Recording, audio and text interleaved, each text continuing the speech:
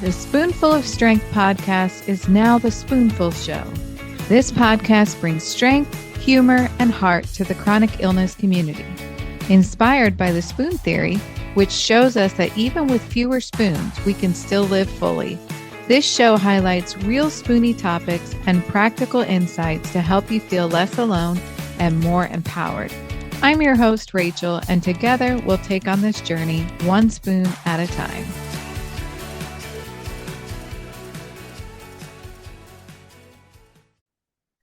Welcome back to the Spoonful Show. I'm Rachel. I'm your host, and I'm so glad that you've joined me today. This is a very special episode. Not only do we have an amazing guest coming in, but it is also the last episode of the year and the last episode of this season. I won't be gone long. I'm just taking a few weeks to recover from the holidays. And the podcast will return back in February with more fabulous guests. So I want to talk a little bit, because it is the end of the year, about doing a little bit of reflecting. I've been doing a lot of reflecting the last few days, the last few weeks, not just on the podcast and how I want that to move forward, but also just looking back at the year. We've all experienced so much this year, I'm sure, with having chronic illness. And I've been looking back at everything that we've all been through, all of the appointments, the moments of pushing through, and the moments where rest felt impossible, even though that's what we needed the most. So I have a question for you. What if the things that your body's been doing this year weren't signs of failure, but signs of protection? What we're going to talk about today on the podcast is, what if your nervous system has been doing its best to keep you safe, even when it didn't feel good or make sense? So today's conversation is about trauma, the nervous system, and chronic illness, and how understanding what's happening beneath the surface that can actually change the way we relate to our bodies. This episode is gentle, validating, and deeply grounding, and I'm so grateful that you're here for it. So my guest today is Dana Hargis. Dana Hargis is a licensed professional counselor with over 25 years of experience specializing in trauma-informed care. A former educator, she brings compassionate and connection-centered approach to her work. Dana owns a thriving counseling practice in Oklahoma and is the founder of Restore of Ada, a healing center focused on whole person wellness and rapid nervous system resetting. Her mission is to help people move from surviving to restoring, finding peace and safety within themselves again. Welcome to the show, Dana. Thank How are you you doing? I'm good. Good. I'm so glad that you're here. Can you tell us a little bit about your background, anything that our listeners need to know about, and what led you to focus on trauma-informed care? Well, I right out of college, I became an educator, and that was a really long time ago. I mostly taught special education for about 9 years. And many of those years, the last few in particular, were devoted to kids that were emotionally disturbed, and even spent some time in a juvenile prison as an educator. And as I looked around at what we were doing, it was clear that it didn't work. If we go back to that psychology, that very first psychology class you take in college, and we talk about Maslow's hierarchy and those needs of safety, these kids didn't feel safe. They were out of control emotionally, physically, just in every way. And basically, the philosophy was sit down and be quiet and get ready to learn. And it's like I saw very quickly that was foolish. And I figured out some things almost by accident. I've always taken the approach that the only thing I have control over is me. So to try to tell somebody else, in particular an out of control child, what to do was foolish. Mm. And so I would alter me until I saw a change in them. And looking back, I see that I really connected well. And that was like my saving grace because I cared about them and they cared about me. And it took us a little ways. Well, and then when you add to that, I have adopted children, and one of my children in particular was had a lot of trauma, and it was just so difficult for him to succeed in so many different ways. So I was just on the search for there has to be a better way. And I heard about biofeedback, and that began to inspire me because I would look at that and my initial thing is just I want this for my child. But at the same time, I was working on my master's in counseling to get licensed. And so it all just kind of worked together to get me to this place about 25 years ago that I just started a new career. And very quickly, I saw the great impact trauma played on everyone, not just children, children and adults. What is trauma as far as illness? A lot of spoonies don't even realize that chronic illness can be traumatic. How do you define trauma in that context? Well, a lot of times we think of trauma like big T traumas, like Yeah. I was raped or I had a terrible car wreck or I lost a child.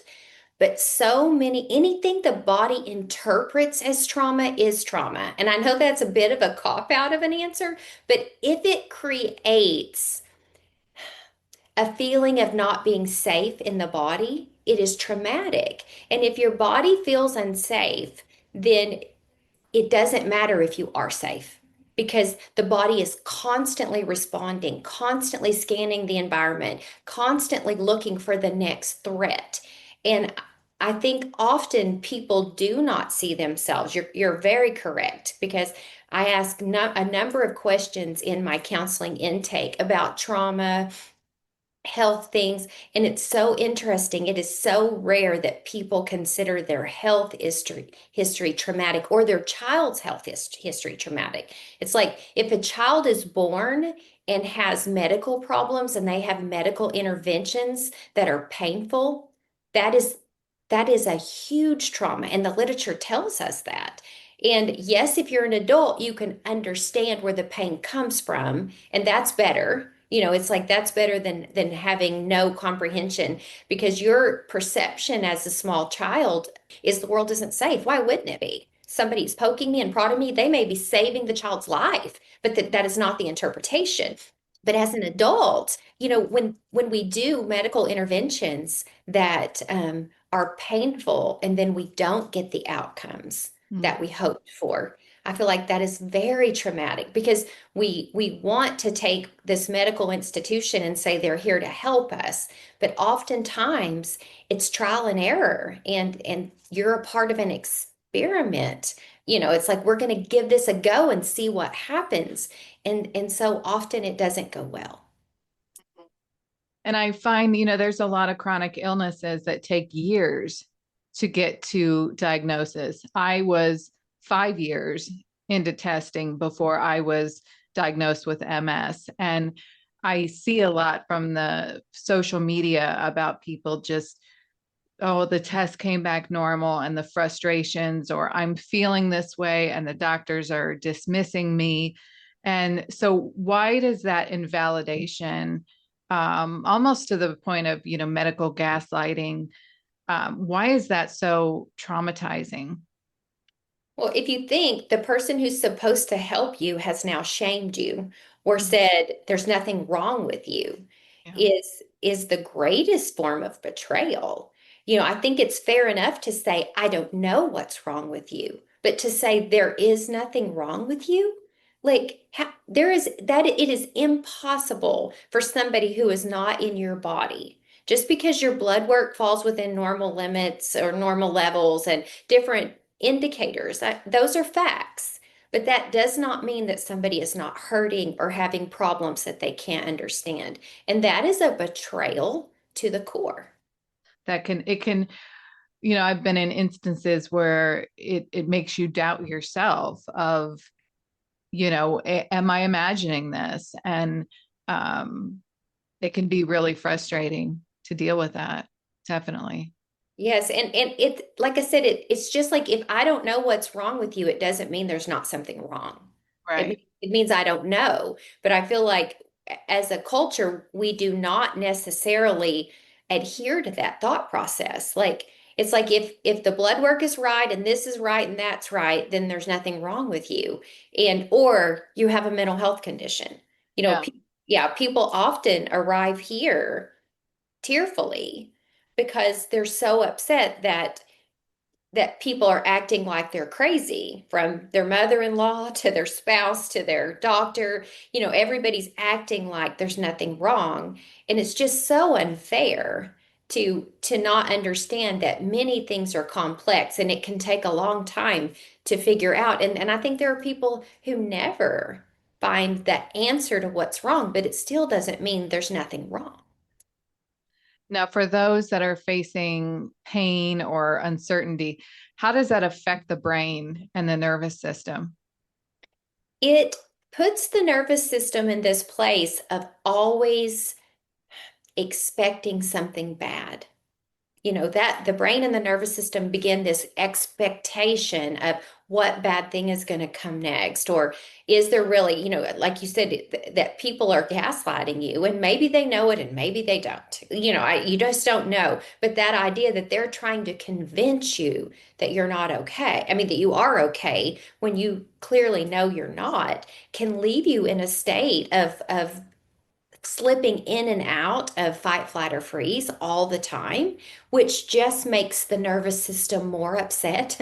It's like the nervous system becomes more and more dysregulated with that impact of nobody believes me, nobody understands. And then, like you said, self-doubt slips in, and it's like, what if I'm making this up? What if I don't feel as bad as I think I do? Just having someone come along beside you and say, I don't know what to do, but I will hear you and I will listen and I will be present with you. I will believe you. It's just such a powerful thing. Mm.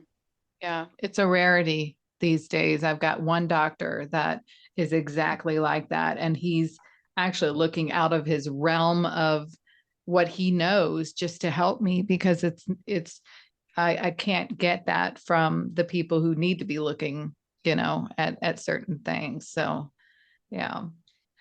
So what are some of the trauma responses that people may not realize are actually trauma responses, especially in chronic illness? I think disassociation is common, that just disconnecting from your body. I think sometimes we look as disassociation in those extreme forms, like you see on a movie or something, that somebody just becomes a different person. But it's more like, I can't handle this current pressure, so I'm just going to disconnect. You can feel numb. You can feel like nothing matters. It's just such a sad state to feel unheard, unseen, uncared for, even. And it doesn't mean nobody loves you, but it can feel like it when nobody is coming along beside you. But I think what happens with the people around people who are in pain, especially in pain that we don't understand, I think we have compassion for a broken arm, or we understand that someone has cancer. There are things that are concrete. I've had people say, I was so happy to be diagnosed with cancer. And I'm like, holy smoke, where are we at? That brought, it was just like I needed some validation in what I was feeling. And so, I just think we have to come to a place that to know that there are things we don't understand. And just because we don't understand it doesn't mean it doesn't exist. And, I've also seen people repeatedly apologize for being sick, just over and Yeah. over. And I think that's a trauma response. Like, it's just like, approve of me. I'm so sorry. Please forgive me. Or people try to continue to do things they shouldn't be doing. like that make them feel worse just to try to prove that they're strong or that this, just some almost internal angst within them that says, I am going to mow the whole yard and rake all the leaves today because that's what needs to be done and that's what other people do. And then they're in bed for 2 weeks. So Yeah. it can even be a lying to yourself. Hmm. Yeah, I think that's so common. I was like that when I was first diagnosed. This isn't going to get me down, and almost afraid to say no because I didn't want to look weak. And sometimes that can be difficult. You're describing basically the invisible illness that a lot of people, some people's chronic illness you can see on the outside, and a lot of them you can't see. And yeah, there's a lot that goes with that of just feeling unseen and worrying about how you look and all of that. How do you help somebody rebuild their trust in a body that doesn't feel safe or reliable anymore? I think that it kind of starts with compassion for yourself. It's like getting to that place that says, I love me. And I don't have to say you're lazy. I can say my body needs rest today. There's nothing wrong with really acknowledging what you need because healing is not a singular process. It is so rare that you take a pill and you get healed, or you go to therapy and you get healed. It's not one thing, it's hundreds and hundreds of small things. What do I eat? What do I drink? How do I talk to myself? How do I treat my body? How do I move my body? Like, what things do I need to do to connect myself with myself? Because self-love is whether the problems go away or not. Because we know there are some chronic illnesses that don't go away. So then what do you do? Like, what do you do if I've got something and it's not leaving? Well, you begin to figure out those concrete steps that take you into self-compassion and self-love, because then no matter how you feel, the impact is less. If you are in a state of peace and calm, and you are doing the things to support your nervous system, and you are spending time with people you love, and you are allowing yourself to be okay, even though your body is not okay, that is a gift. Mm. Yeah. And you mentioned a little bit of it, but for many people, healing gets confused with being cured. So, Right. how do you differentiate restoration from fixing it? Because a lot of us are going to live with these illnesses for the rest of our lives. Well, I feel like that restoration process is is about being at peace no matter where your body is. Because when we've all been with people who their body is not okay, but they're okay. Yeah. Like they have peace and they have joy and they have just a wealth of energy, if you will, to give to people. They may not have energy to sweep the floor and they may not have energy to do things they wish they could do, but just their presence is a gift to those around them. And that, I just feel like there is always hope. There is always the ability to be better tomorrow than we are today. And that I don't think that means every disease will be cured. But I think every one of us can become better with each day that passes. And that practical thing of I will accept where my body is, but I will not allow myself to continue to move in the wrong direction. I will work on my thoughts. There's a lady, she's a neuropsychologist, I think, and her name is Dr. Carolyn Leaf, and she spends a lot of time talking about the connection between our thoughts and our body.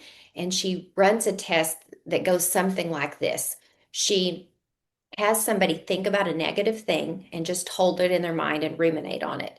And prior to that, she ran a series of tests over over all the chemicals in the body. She did urine, she did blood, she did all these, she did, and what she figured out in as little as 3 minutes in that negative place, you change every chemical in your body. It's just a cascading effect, which is super discouraging on the surface, but the opposite is true as well. So, as little as 3 minutes in a positive place, you change every chemical in your body. So, just that learning to support your thoughts in a way that leaves you in this positive place despite what's going on with your body. Because, in all honesty, because I've had people get very angry with me. So, I am sick. And I said, I am not, I am never going to contend with somebody you're not sick. I'm going to contend that you have control over your own thoughts. Like we're not lying to ourselves. The fact that our body is hurting and that there are good things can both be true at the same time. And we have to decide which one are we going to focus on. Because focusing on the body part, if that's what the problem is today, is not going to serve our body or our mind. It will steal our joy and it will steal our day. It's so interesting. Are you looking for merch that speaks to your truth and makes you laugh? Spoonful of Strength has you covered, literally. From t-shirts and hoodies to mugs and magnets, every design is made for the chronic illness community with heart, humor, and a whole lot of strength. Funny? Check. Inspirational? You bet. Illness specific? Absolutely. And the best part? I can personalize any design or create a custom shirt for you for no extra charge. So whether you're laughing through the pain or wearing your diagnosis with pride, our designs are funny, fierce, and illness specific because being chronically ill doesn't mean being chronically boring. So if you want a sweatshirt that gets you, head to spoonfulofstrength.etsy.com. Now that's spoonful with 2 L's. Use code podcast for 20% off your entire cart. What does the restoration process look like in your office? Do you Well, use any sort of EMDR or anything like that? Well, and just to differentiate, I have a private practice that's been going on for 25 years. We have a big private practice. And here, for the most part, people come once a week and we do counseling, and counseling could include all kinds of modalities. I have kind of settled in on tapping. I used to do EMDR and I felt like it was effective, but I also felt like it was super hard on the client. Like it was very traumatic. And I can get the results with tapping that I got with EMDR without the trauma, without kind of pulling the trauma back in. So that's that's one thing that most of my people here do. Almost everyone does. All the counselors and many clients do biofeedback, and I'm sure we'll talk about that in a little bit. So I won't kind of go off on that rabbit trail. But we do in office here, though, counseling with all different kinds of modalities in conjunction with biofeedback.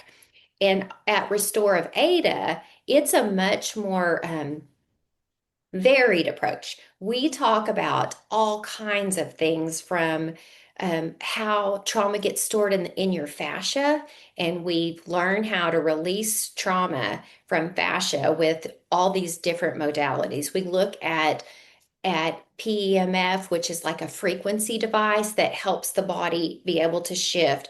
We do biofeedback. We talk about food. We talk about a lot about the gut and how we make more of our feel good chemicals in our gut than we do in our brain. So if we restore the gut, we begin to improve our mental health. I just firmly believe our mental health can be no better than our gut health. And it's so important when you look at how many people are on protonics every day and how many people are doing things, taking frequent antibiotics that literally destroy gut health.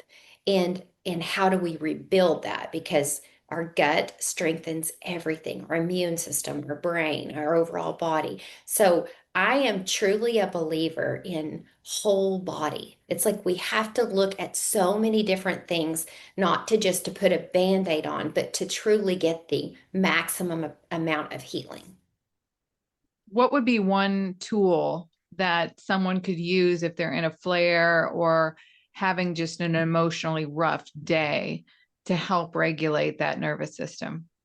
So a very if you'll let me, I want to do two because there's Okay. one that's super simple, and it would be just to extend the breath.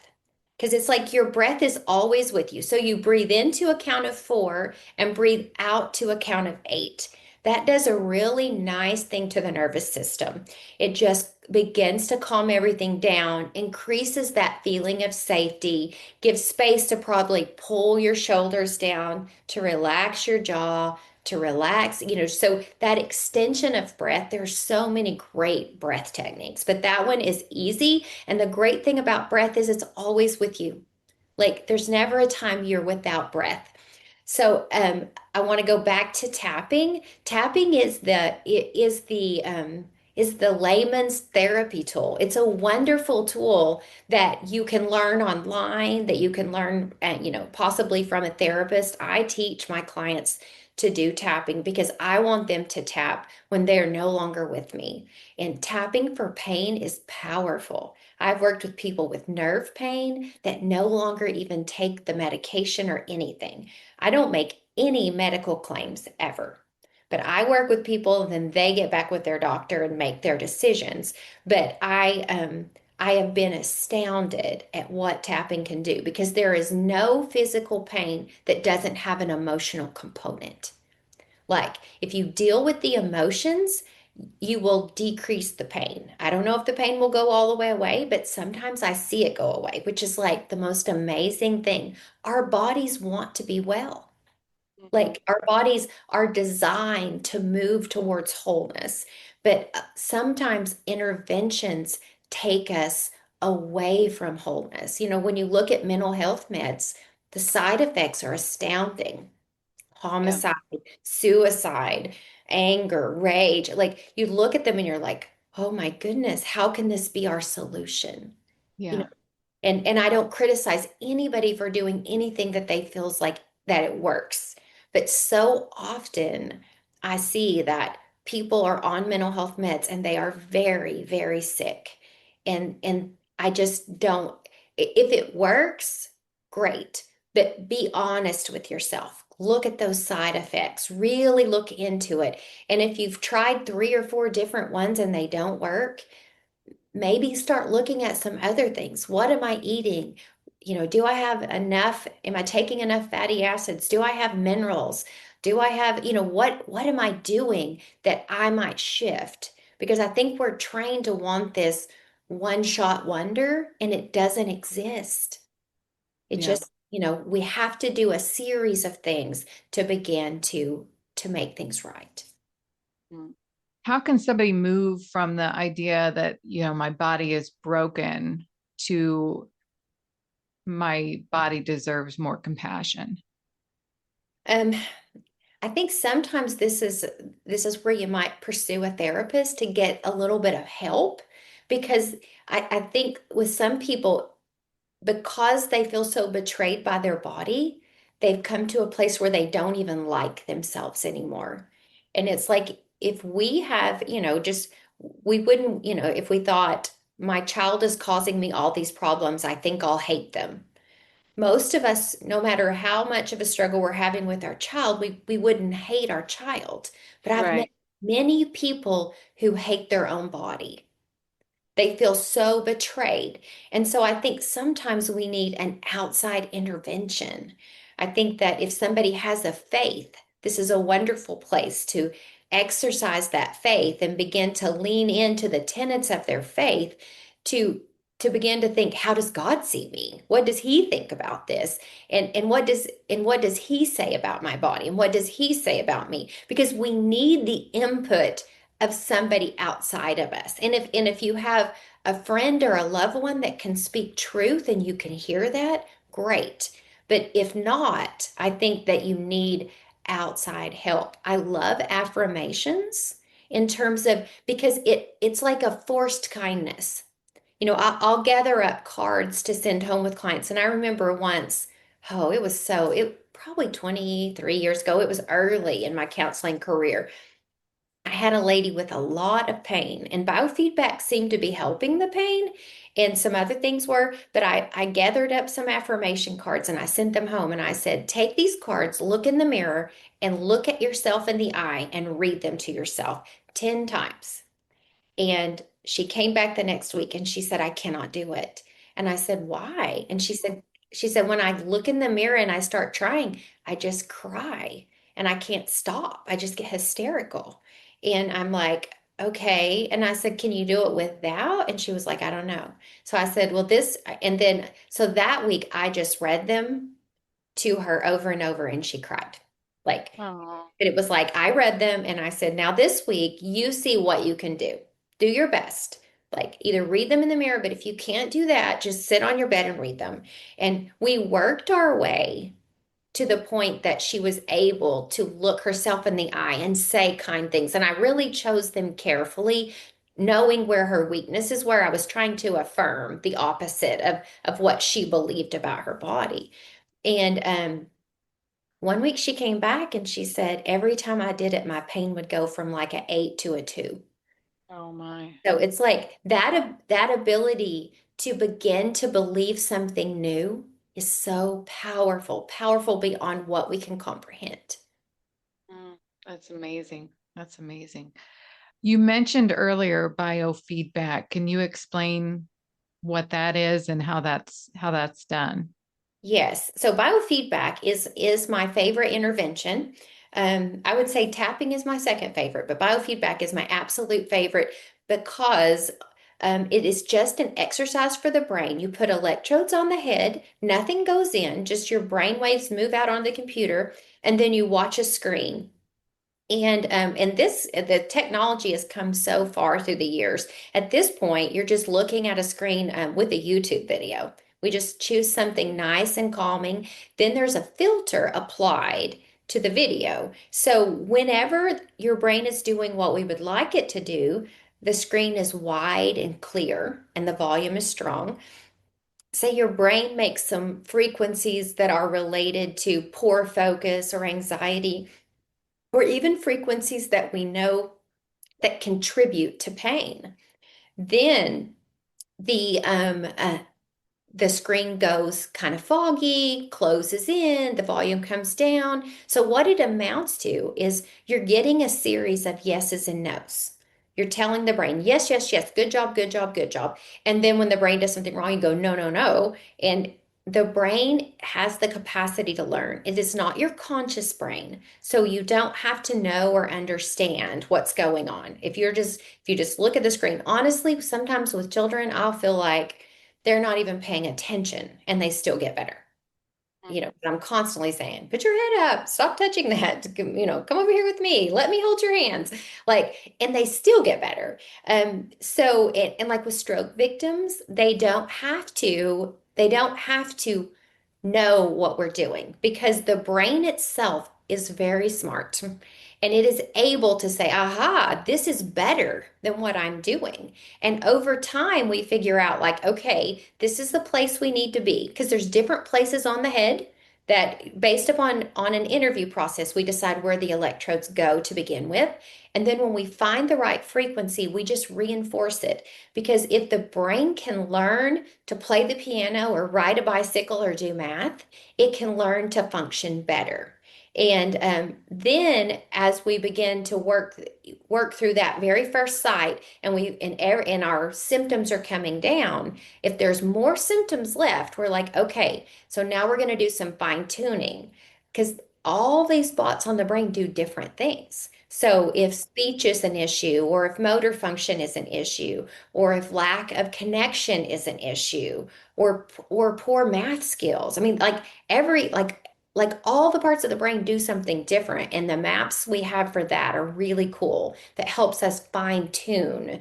Like this is the thing we still have left, and so we're gonna work with this part of the brain. Wow. That's so interesting. Um, as we're kind of wrapping up here, I'd love for you to share a little bit about Restore Plus and how you're expanding accessible care for the people that need it. Okay, I'm going to start with I'm going to show how Restore Plus ties into Restore Aveda. So Restore Okay. Aveda is a 9-week program that starts with 6 weeks at home where people get what they need. Like we kind of meet people where they are, we meet with them online, we send them some things. The reason for that first 6 weeks is to prepare people to come to Ada and be a part of this intensive reset of their nervous system. And then after the 6 weeks is over, then people come to Ada and they get 5 months of biofeedback in 2 weeks. So it is hard and fast and so good. Your brain loves to get all of that input. During that day, we also cook together and eat together and learn about all these different things related to food and simple ways to begin to alter our food to better serve our nervous system. We look at the body and how to remove trauma from the body. We do tapping. We have in educational groups. We have PEMF technologies. We have heart rate variability. So the course of the day is just spent calming that nervous system all day long for 10 days, from 9 in the morning to 3 in the afternoon. There's just this series of things that we do together that I say are magical because they truly allow people. Sometimes people are like sleeping better in 2 days. Like they allow us to lower that cortisol in the body and lower that. So when the in-person portion of Restore is done, then we head into Restore Plus. Restore Plus is an online forum that they will have access to for a year. And it is rich in all things um, to fix or repair in the best possible way the nervous system. It looks at all of these different things like what are supplements for and what do they do? What, if you need magnesium, what foods contain magnesium? There's a section called Do Something. And in that Do Something section, we just lay out all of these simple things that you can do to begin to make your life better. And it might be something about how to improve your attachment. And because attachment is a foundation for your life, and if you have good attachment, um, or you recognize you don't, because we'll take tests on how do you determine what your attachment is, and then how do you earn secure attachment. There's lots of therapy things. There's a tapping section. There's live Q&As. There's videos. There's support. There's just all of these different components that let people continue that journey. Well, Restore Plus, that portion is open to anybody because I always feel like even in my work here, there's a limit to what we can do. Like Right. we always have a waiting list, even though we're scheduling, 1,200, 1,300 appointments a month. People are still waiting. So there's always this limit to how we can help. And with Restorative Ada, it even feels more limiting because we can only see 6 to 8 people at a time to provide that kind of intensive personal experience. And that's where Restore Plus comes in because we have set a very low price point of $7 a week. I mean, $7 a month to say Wow. anybody is welcome and anybody, or most people could come up with $7 a month to say, I can be a part of this. And there's also community on there. There's that ability to connect with other people and to learn things that are practical and life changing. Wow. What would you leave our listeners with for somebody with chronic illness to remember the next time their symptoms feel overwhelming? That there is always hope. I Mhm. believe that hope reigns high and that there is never a time that there's not something else to try. I think some people get frustrated with trying things and they don't work, but I believe that continuing to try things is very important and remembering that sometimes the things you're trying may take 6 weeks, 8 weeks for you to see the benefit of that. But we should never stop trying to And it's like not just trying in the terms of trying a new medicine or trying a new doctor, but trying these natural things. The number of people that I've seen get relief from getting outside in the sun and putting their feet on the ground every day is astounding. Grounding is powerful. Changing your sheets from polyester to linen, it alters the frequency. Linen has a frequency of 5,000, and I think polyester has the frequency of death. Like, we really do have the power to do things that could change. So it's like, don't give up, don't stop looking, don't stop seeking, and most of all, don't stop changing your thoughts because your thoughts you have total power over that. Yeah, it's a process, but you can gain so much from just shifting how you think about your situation, your life, and your body. Wonderful. Tell our listeners how they can find your work on social media, how they can sign up for Restore Plus and Restore of Ada, and where can we find you? Yes, so our website is restoreofada.com, and Ada is just ADA. Our email is contact@restoreofada.com. And Restore of Ada is also on Facebook and Instagram. Our phone number is 580-453-1076. You don't have to be in Oklahoma to get these services. Is that correct? Is it available to everyone? Yes, so Restore Plus is on the internet, so it's available anywhere. And then Restore of Ada, that first 6 weeks could be from home, but obviously to benefit from all the modalities, you would have to come to Ada for 2 weeks to do that part. Okay, great. Oh, I feel like all of this information, if I had to kind of wrap it up in a bow, is just a lot of message of hope and in healing and feeling better and in the position that we're in with chronic illness of just being able to cope with what we deal with every day. So I can't thank you enough for coming in and kind of spreading that message of hope. And I'm going to sign up for the Restore Plus, and I'm really excited to start that. So we'll make sure that all of that information, websites, and everything are available on the description of the podcast, as well as the Instagram post that we've posted this week. I Great. appreciate it so much. Yes, I appreciate you letting me be on. Yeah, thank you. You take care of yourself. You too. All Bye-bye. righty. Bye. Before I wrap up, I want to take a moment to thank today's guest, Dana Hargis.